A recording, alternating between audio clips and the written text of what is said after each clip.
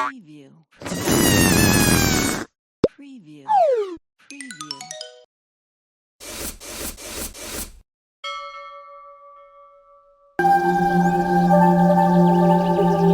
पालमपुर एक छोटा सा कस्बा जो शहर से काफी नजदीक है। जरूरत की सारी चीजें यहाँ पर उपलब्ध हैं।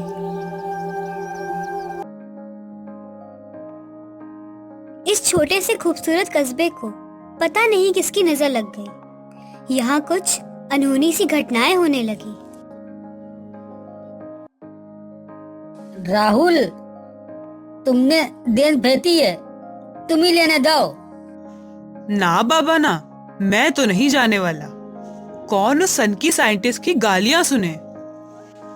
अरे कितनी बार कहा, गेंद देख कर फेंका कर। अब तो पायल हिला सकती है। लेकिन वो है कहाँ?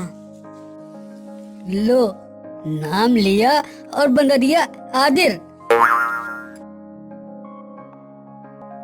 ओए चिलगोजे, बंदरिया किसे बोला? अब तो बप्पा की सौ, मैं न लाने वाली। अरे मान भी जा, ये नालायक तो किसी काम का नहीं।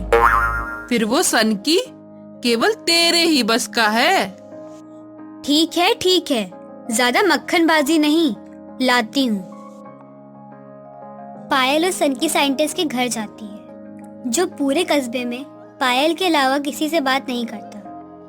वो उसे अपनी बेटी की तरह मानता है।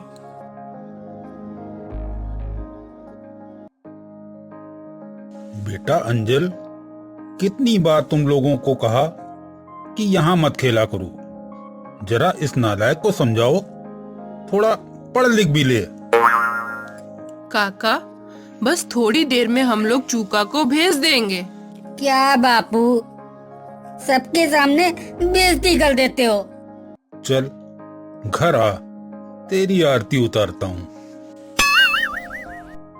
ये लो, अब बस करो। काका को डिस्टर्ब हो रहा है। वो कुछ नई चीज की इजाद कर रहे हैं। सभी बच्चे अपने अपने घर चले जाते हैं।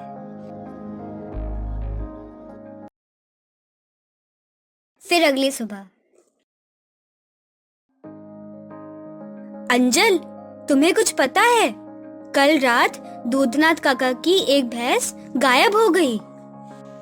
अरे तुम तो ऐसे बोल रही हो जैसे वह जादू से गायब हो गई।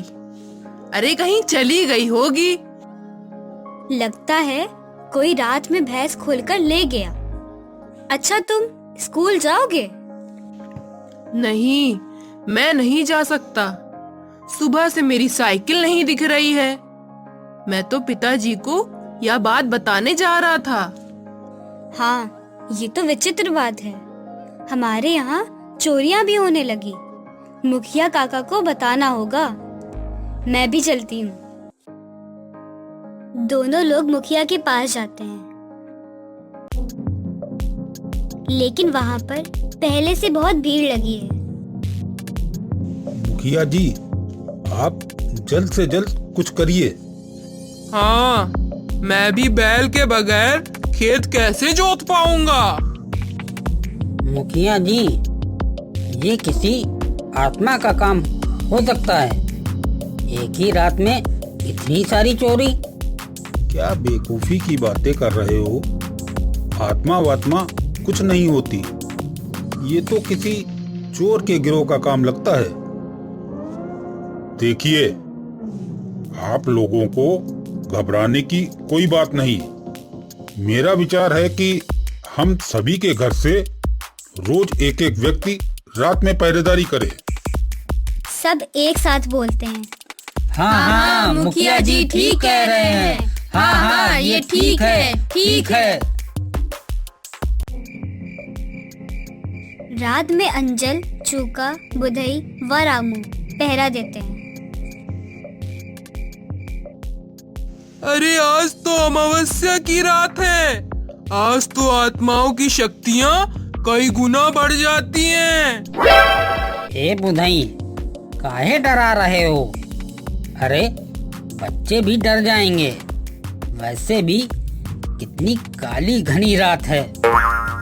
अरे नहीं काका, वैसे भी अब भूत प्रेत पर कोई विश्वास नहीं करता। लेकिन तुलैल तो हो सकती है। महावीर जब नाम सुनावे भूत पिकाट निकट नहीं आवे। चुप डरपोक, घनश्याम काका सही कहते हैं। लो, अब तो सवेरा भी होने वाला है। चलो, हमें तो बहुत से काम भी हैं। ठीक है, चलो बच्चों, तुम्हें भी तो विद्यालय जाना है। इस तरह रात में पहरेदारी करते करते कई दिन बीत जाते हैं, लेकिन फिर कोई ऐसी अनहोनी घटना नहीं होती। तभी पूर्णिमा की रात को घनश्याम, सारंग, अंजल व बुधई पहरा देते हैं। इधर तो कोई चोरी नहीं हुई। लगता है चोर हमसे डरकर भाग गए होंगे। आप बिल्कुल सही कह रहे हैं। लगता है वो सब डरकर भाग गए। आज तो पूर्णिमा की रात है, चारों ओर दूधिया रोशनी फैली है। अच्छा बच्चों, तुम दोनों बताओ, एक आदमी 8 दिन बिना नींद के कैसे रह सकता है? अरे ऐसा कैसे हो सकता है? मैं तो रात में पहरा दे रहा हूँ, तो दिन भर सोऊंगा। हाँ काका, ऐसा तो नहीं हो सकता। मुझे भी बहुत नींद आती है। अरे बुद्धिहीन, काका ने 8 दिन बिना नींद कहा है, तो वह रात में सोता होगा। अंजल भैया, अंजल भैया, वो देखो, कितना भयानक राक्षस।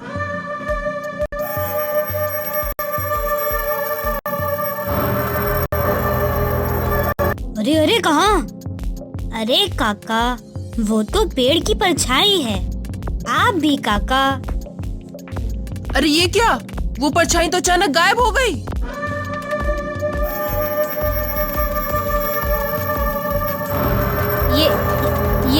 ये तो सेठ काका की कार में बैठकर जा रही है।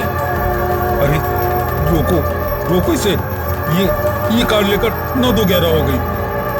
अरे भैया, कोई इंसान हो तो रोका भी जाए, ये तो आत्मा ही है। अरे भागो भागो रे भागो। सुबह पूरा कस्बा इकट्ठा होता है। सब उस परछाई को लेकर डरे हुए होते हैं। किसी के कुछ भी समझ में नहीं आता कि इस आफत से कैसे छुटकारा पाया जाए। ना हो तो मुखिया जी, बगल के गांव से तांत्रिक ओझा को बुलाया जाए। अरे ओझा क्या करेगा? इसकी सूचना तो पुलिस को देनी चाहिए। घनश्याम, तुम बिल्कुल ठीक कह रहे हो।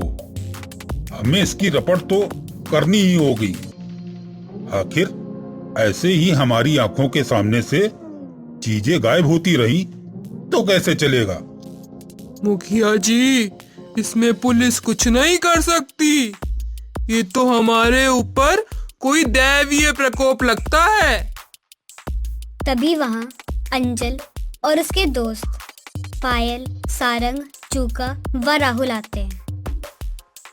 पिताजी, आप लोग चिंता मत करिए। आज रात वो जो भी होगा सबके सामने आ जाएगा। लेकिन कैसे? काका, आप निश्चिंत रहिए। लेकिन बेटा, इसमें खतरा लेने की क्या जरूरत है? पुलिस उसे जरूर पकड़ लेगी। ये काम पुलिस के बस का नहीं है। आप लोग हम पर भरोसा रखिए, सब कुछ ठीक हो जाएगा। हाँ, एक मौका हमें भी तो दीजिए। ठीक है बच्चों, बस जरा संभल कर। इसमें खतरा भी हो सकता है। धीरे धीरे सूरज डूबता जाता है, रात होने लगती है। पूरे कस्बे में चारों ओर सन्नाटा पसर जाता है। तभी अंजल, चूका, राहुल व सारंग एक पेड़ के पीछे छिप जाते हैं। कुछ ही देर में वही काली परछाई फिर दिखाई पड़ती है। सब खामोश होकर उसे देखते हैं।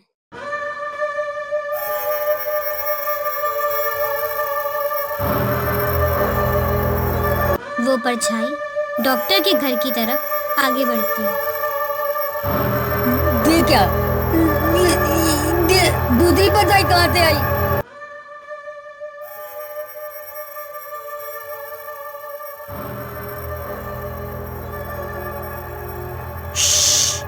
बस चुपचाप देखते रहो। पहली परछाई डॉक्टर के घर में आग लगाने ही वाली होती है कि तभी, अरे गनिका, तुम मेरे साथ नहीं खेलोगी? आओ गनिका, हम लोग छुपम छुपाई खेलते हैं। आओ गनिका, आओ गनिका। अचानक उस परछाई के हाथ रुक जाते हैं। पापा मैं खेलने जाऊं? पापा मैं खेलने जाऊं? नहीं गिन्नी, नहीं। अब मैं तुझे अपने से दूर नहीं जाने दूंगा।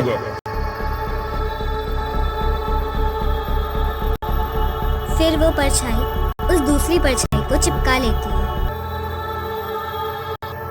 तभी गांव के सब लोग आ जाते हैं।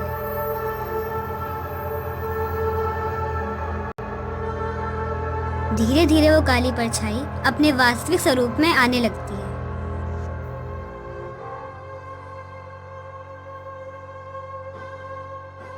अरे वैज्ञानिक भाई, तुम्हें ये सब करने की क्या जरूरत थी? हाँ, मैं अपनी गिन्नी को अब तुम लोगों को नहीं ले जाने दूंगा। लेकिन ये तुम्हारी गिन्नी नहीं है, वो तो कब की मर चुकी। ये तो पायल है।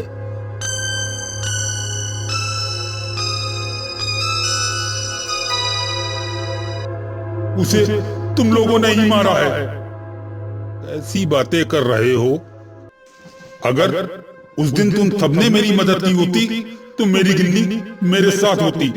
इस डॉक्टर ने तो कह दिया मेरे हाथ में कुछ नहीं है। हाँ काका, उस दिन अगर पायल गेंद लेने ना जाती तो हम लोगों को तो कुछ पता ही नहीं चलता। उस दिन जब मैं वैज्ञानिक काका के यहाँ गेंद लेने गई तो वो अपनी इजाद की हुई दवा खुद पी रहे थे। तभी, गिन्नी बिटिया, मैं तेरी मौत का बदला पूरे गांव से लेकर रहूंगा। तुझे जरूर मुक्ति दिलाऊंगा, मेरी प्यारी बिटिया।